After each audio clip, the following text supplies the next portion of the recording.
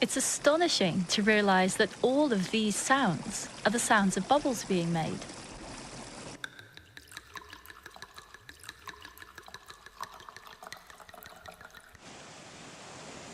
But how about animals that live in water? Then the relationship between bubbles and sound is incredibly important. Imagine you're a sea creature and you're not just living in an ocean, but you're living in a bubbly ocean. Now, most marine creatures get a lot of their information from sound, so they know about what's going on in the world around them because sound is coming to them, and bubbles are directly affecting that sound. They're absorbing it and they're scattering it.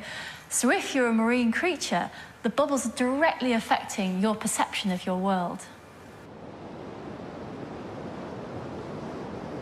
Humpback whales hunt small fish by exploiting the acoustic properties of bubbles. The whales blow columns of bubbles and also send sound into those bubbles, which is trapped by them. This terrifies the fish and makes them easy prey for the whales.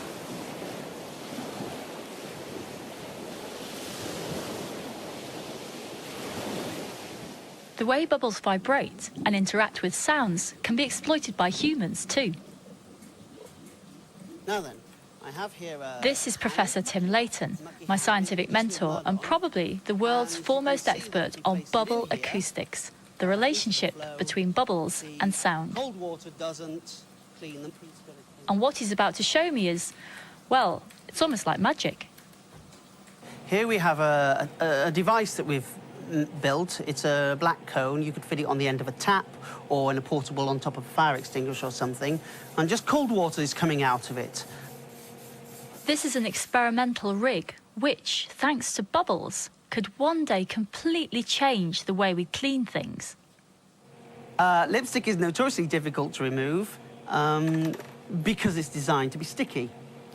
And if we take this it's a Northern kitchen towel, and we were to say, right, I'm not very good writing with lipstick, say B, B, C on it, okay, like this. And then we hold this into the stream of cold water. As expected, it stays on. It's really good at sticky. Now, with a flick of the switch, the magic happens. And here we go. It's stunning. And cold the difference water is amazing. This incredibly effective way of cleaning relies entirely on bubbles and their relationship with sound. Water comes through this device, and we add microscopic bubbles, and we had ultrasound using this silver sound source at the back. And when the bubbles hit the device to be cleaned, the ultrasound hits them and turns these bubbles from nice little balls of gas into quite excitable little scrubbing machines. This works because the bubbles are resonating, vibrating in response to ultrasound, the high-frequency sound waves that are travelling through the water. The wall is shimmering and moving very rapidly with thousands of tiny little ripples. And at the edge of those ripples, you have very high shear in the water. And so what that does is it scrubs away at any surface. So shear is like this sort of action. That's so right. Scrubbing.